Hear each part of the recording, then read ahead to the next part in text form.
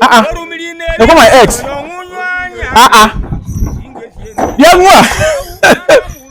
I call my ex, you. He not sure. No wine. So just what the queen. Yaki me kwano. Ana manage. Ana manage n'eziokwu. Ana ọ dị gị na-arụ. He shock you. Ị dị dị mma. Ifugonu m na. Adọkwa sọ dị mma.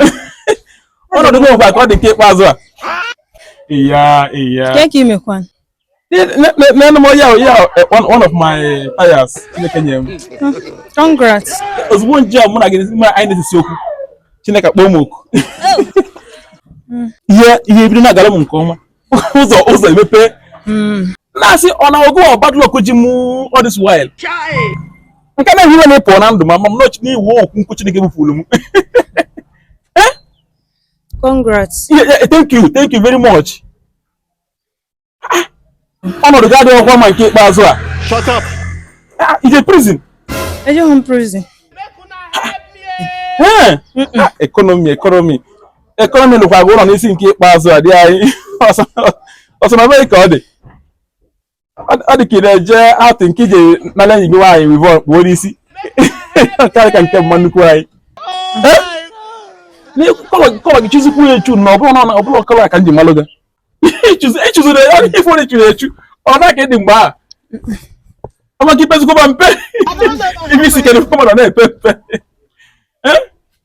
Ụfọdụ asị gị na I rather cry in Lamborghini than smiling in the keke. If ọnọdụ gị Lamborghini ọkụọ n'injin. Ofu onye otu uru si chairman bụ senator ụbọchị a. What have you done for me? At least ọ dị ịpụ kịta mma ịpụ n'oge. Kịta arụ ọdụ m n'aka. Onweghị what have you done? Onweghị mmelu gị nsogbu adịghọ. Nsogbu adịghọ. Asụka m n'ụbọchị ọrịa Chineke ya eme amala ka ncheta gị. Bịa manye mmelu gị. Nne mfụ nwanne gị njọ asụ m na manage. Ma afọ gị na-afụ na manage n'eziokwu. Ana-afụ manage. N'ene ọnọdụ m Chineke na-emego ogbenye eze gị. Ama m ka sị ka ibe ya mgbe ya na ma gba alụkwa gị. Mgba o nwere gosidere m yalụ m. Una ada enwe ndidi. Na o nwere gosidere m mgbe anwa yalụ m. Kịta nye ọ bụla ya dịzị m n'aka ma nka ma gba alụkwa gị.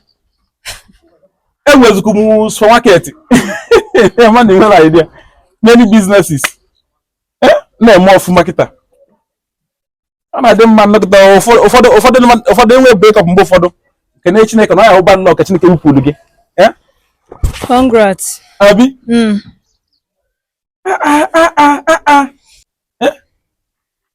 Imechaa aka m bi ebe na imebe mbi. Ọ bụrụ na ị ga-ayọ m ịbịakwa ịyọ mgbaala maka ma gbaalụkwa gị. Imekwa m ihe o. Imekwa m ihe nke bụ eziokwu. 2 or 3 days mụ na ga-anọ maka m mgbaalụ gị. Okay. Na irikwa afụ ka ji.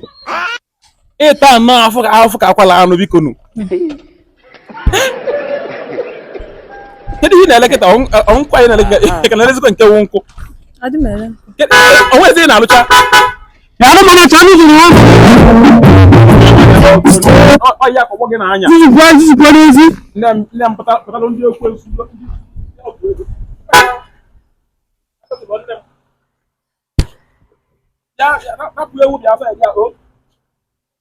So emesie bịa ya mgbaghalụ maka ma gbaghalụ kwa ihe ka nsikwa gị. Kedu ka ị na zina nwa emezi? Obi gị na-anọ. Ọ da ma ese nkọrọ gị maka ya bụ ya. Okay. Ana nwa bi ya. Ana mental. Ma hụkwa m. Ya nwoke mi na mental. Na nwuri na kizu. Ịma na mụtaja amụ ya nwụrụ. Nne dịka bịa ka ije na da mmanụ nchọ iko plaza ya. Since kwa ọkpọwa na phone na achọ ka mụrụ m ịkwụsị gị ịnata since na bịa pụọ. Oh.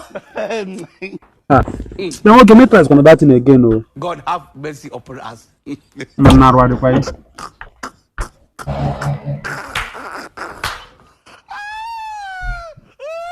Yeah.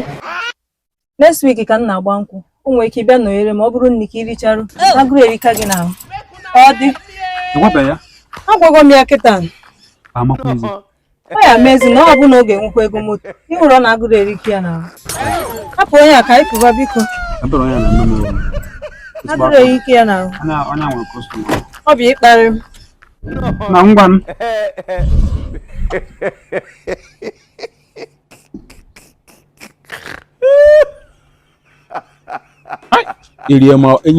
erie m ifele ka ji ọ bụ na ifele na-egbu mmadụ kịta ka nkarị ịṅụ ọ bụ na ifele na-egbu mmadụ aka ma wogo ozu taa